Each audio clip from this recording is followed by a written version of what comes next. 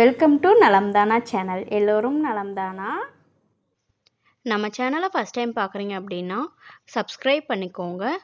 பக்கத்தில் இருக்க பெல் பட்டனையும் கிளிக் பண்ணிக்கோங்க. வாங்க வீடியோக்குள்ளே போகலாம்.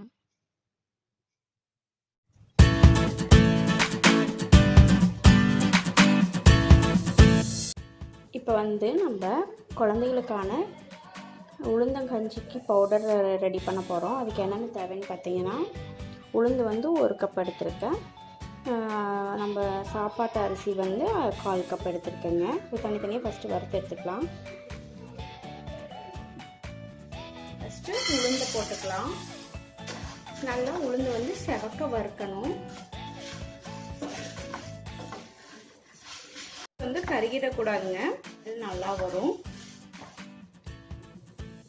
இப்போ பார்த்தீங்க அப்படின்னா இந்த அளவுக்கு செவந்துருச்சு. இதை நம்ம இப்போ தனியாக எடுத்து கொட்டிடலாம். அடுத்தது நான் அரிசி ஆட் பண்ணிக்கிறேன். எடுத்து வச்ச 1/4 கப் அரிசி ஆட் பண்ணிக்கிறேன். இதுவும் பார்த்தீங்கன்னா நல்லா பொரிஞ்சு வர வரைக்கும் நம்ம வறுக்கணும்.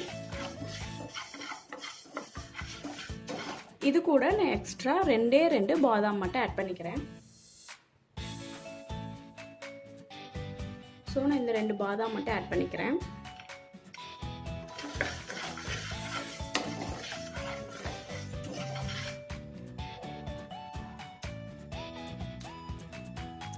இப்போ பார்த்தீங்கன்னா இந்த அரிசி கலர் சேஞ்ச் ஆகி வரும்.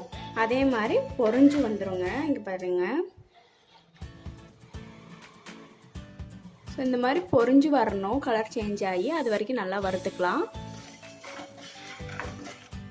பார்த்தீங்களா? இப்போ அரிசியும் பாதாமும் நல்லா பொரிஞ்சிருச்சு. இதையும் எடுத்து நம்ம தனியாக கொட்டி ஆற வச்சிடலாம்.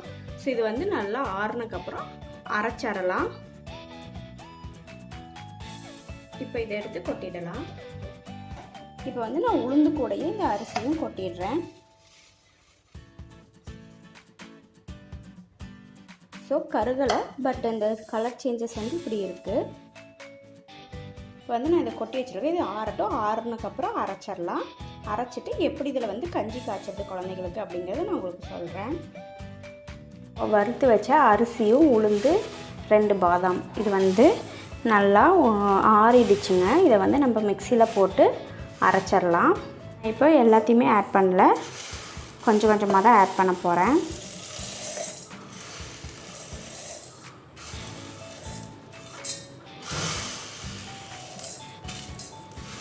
ஸோ நான் 2 தடவையாக போட்டு எடுத்துக்க போகிறேங்க. இப்போ அரைச்சி எடுத்தாச்சு. 6 மந்த் குழந்தைகளுக்கு கொடுக்கலாம். 6 மந்த் குழந்தைகளுக்கு கொடுக்குறீங்க அப்படின்னா நல்லா நைஸாக அரைச்சிக்கோங்க. 8 மந்த்ஸ் கொடுக்குறீங்க அப்படின்னா கொஞ்சம் தருன்னு அடிச்சுக்கோங்க. அவங்க ஃபுட்டு சாப்பிட ஆரம்பித்தக்கப்புறம் இதை நீங்கள் கொடுக்கும்போது கொஞ்சம் தருன்னு அரைச்சிக்கோங்க. இல்லைன்னா அவங்க ஃபுட்டும் வாட்டர் கன்சிஸ்டன்சியாகவே எதிர்பார்ப்பாங்க. ஸோ இது மாதிரி தருன்னு நான் இப்போ என் பாப்பாவுக்கு அரைச்சிக்கிட்டேன். இப்போ நான் எல்லாத்தையுமே அரைச்சி எடுத்துட்டேன். இதை எல்லாத்தையும் நான் இப்போ சலிக்க போகிறேங்க. சலித்து எடுத்து வச்சுக்கலாம்.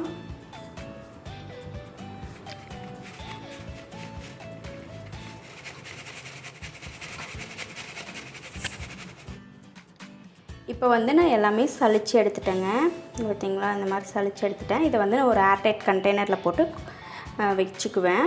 அடுத்து நம்ம எப்படி இதை காய்ச்சலாம், குழந்தைகளுக்கு கஞ்சியாக காய்ச்சலாம் அப்படின்னு உங்களுக்கு காட்டுறேன்.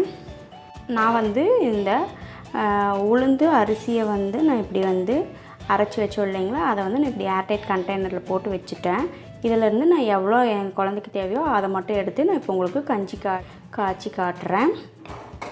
ஸோ இந்த ஒரு கரண்டி மாவு நான் பாப்பாவுக்கு ஆட் பண்ணிக்கிறேன்.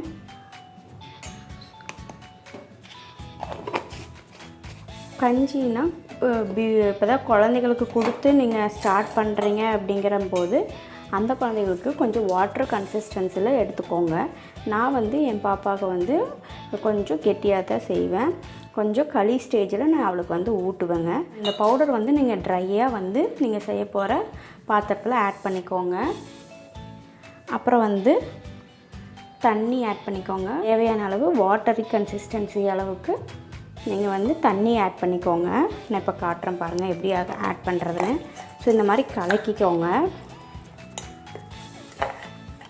கெட்டியாகாமல் அப்போ தாங்க வரும். நம்ம டைரெக்டாக அடுப்பில் வச்சு கிளறும்போது, நான் வந்து இப்போ அடுப்பே பற்றலை, டைரெக்டாக அடுப்பில் வச்சு கிளறும்போது உங்களுக்கு சீக்கிரமாக கெட்டியாகிடும். ஸோ இந்த கன்சிஸ்டன்சி வந்து மறுக்கா கொஞ்சம் நல்லாவே தண்ணியாக கலக்கிக்கலாம். கெட்டியாகாமல் இருந்தால் தான் நமக்கு வந்து கூழும் வந்து நல்லா வேகும்.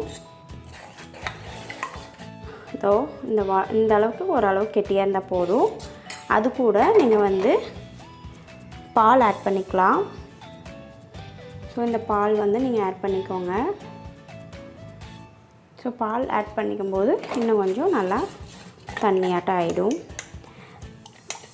நீங்கள் வந்து வெல்லம் வேணும்னாலும் நீங்கள் ஆட் பண்ணிக்கலாம். அது வந்து அடுப்பில் வச்சு கரைச்சிருங்க. கரைச்சிட்டு இந்த வெள்ளை தண்ணியை வந்து வடிகட்டி இதில் ஆட் பண்ணிக்கோங்க. அப்படியே ஆட் பண்ணாதீங்க, அதில் குப்பைகள் இருக்கும்.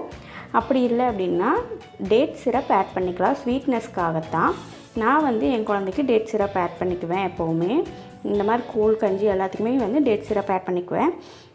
இப்போ தான் குழந்தைங்க வந்து ஃபஸ்ட் டைம் சாப்பிட ஆரம்பிக்கிறாங்க அப்படின்னா ஹாஃப் ஸ்பூன் மட்டும் ஆட் பண்ணிக்கோங்க. 8 மந்த்ஸ் எபோவ் இருக்க குழந்தைங்களுக்கு 1 ஸ்பூன் ஆட் பண்ணிக்கோங்க டேட் சிரப். நான் ஆல்ரெடி டேட் சிரப் வந்து நான் செஞ்சு வச்சுருக்கேன். நான் வந்து இதை ஆட் பண்ணிக்க போகிறேன். டேட் சிரப் வீடியோ வந்து நான் அப்லோட் பண்ணியிருக்கேன். பார்க்காதவங்க பார்த்துக்கோங்க. 1 ஸ்பூன் வந்து என் பாப்பாவுக்கு நான் இப்போ வந்து டேட் சிரப் வந்து இதில் ஆட் பண்ணிக்கிறேன். ஹோம்மேட் டேட் சிரப் தாங்க, ஒன்றும் பண்ணாது. நம்மளா செஞ்சு கொடுக்குறது தான் நல்லது. ஸோ இந்த டேட் சிரப் வந்து நான் ஆட் பண்ணிக்கிறேன்.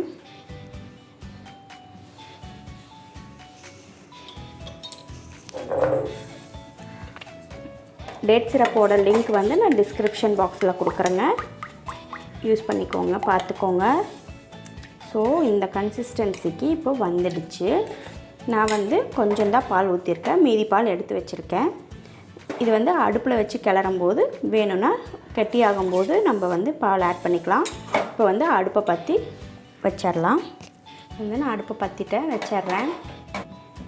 கைவிடாமல் கிளறணுங்க, இல்லாட்டி கட்டி ஆகிடும். ஸோ ஸ்வீட்னஸ்க்கு நம்ம டேட் சிரப்பும் ஆட் பண்ணிட்டோம். இப்போ இனி எதுவுமே ஆட் பண்ண வேண்டியதில்லை. வேணும்னா கொஞ்சமாக நெய் ஆட் பண்ணிக்கலாங்க. நான் கொஞ்சம் நெய்யும் ஆட் பண்ணிக்கிட்டேன். ஸோ எல்லாமே வந்து மிக்ஸ் பண்ணிக்கலாம். நெய்யும் வந்து வெயிட் கெயின் தான், டேட் சிரப்பும் வெயிட் கெயின் கொடுக்கும். அண்டு இந்த உளுந்தங்கஞ்சியும் குழந்தைகளுக்கு நல்லா வெயிட் கெயின் கொடுக்குங்க. அடிப்பிடிக்காமல் இப்படி கிளறிக்கிட்டே இருங்க. ஸோ இந்த கன்சிஸ்டன்சி ரொம்ப கெட்டியாகுது அப்படின்னா நீங்கள் பால் ஆட் பண்ணிக்கலாம்.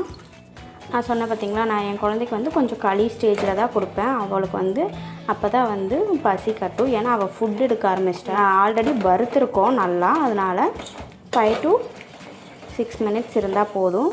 அதை வந்து நம்ம நல்லா கிளறிக்கலாம். ஸ்டார்டிங் ஸ்டேஜில் கூலாக குடிக்கிற குழந்தைகளுக்கு இன்னுமே கொஞ்சம் நல்லா தண்ணியாட்ட கலக்கிக்கோங்க. வாட்ரி கன்சிஸ்டன்சியில் கொடுங்க. எபோவ் 8 மந்த்ஸ் குழந்தைகளுக்கு வாட்டர் கன்சிஸ்டன்சியில் கொடுக்கும்போது ஆல்ரெடி நான் சொன்ன மாதிரி தான் அவங்க வந்து எகெயின் அவங்க ஃபுட்டு எடுக்க மாட்டாங்க. வாட்டர் கன்சிஸ்டன்சி ஃபுட்டு தான் எதிர்பார்ப்பாங்க. அதனால் இந்த அளவுக்கு தான் நான் வந்து என் பாப்பாவுக்கு நான் கொடுப்பேன். ஸோ வந்து நல்லா வெந்துடும், ஸ்மெல் நல்லா வரும். பார்த்தீங்களா? ஸோ இந்த கன்சிஸ்டன்சி இருந்தால் போதும். ஏன்னா இதுக்கு மேலே கெட்டியாச்சுன்னா ஆறும்போது இறுகிடும். இந்த அளவு இருந்தால் போதுங்க. இந்த வீடியோ உங்களுக்கு பிடிச்சிருந்தா நம்ம சேனலை சப்ஸ்கிரைப் பண்ணிக்கோங்க, லைக் பண்ணுங்கள், ஷேர் பண்ணுங்கள், கமெண்ட் பண்ணுங்கள். தேங்க்யூ.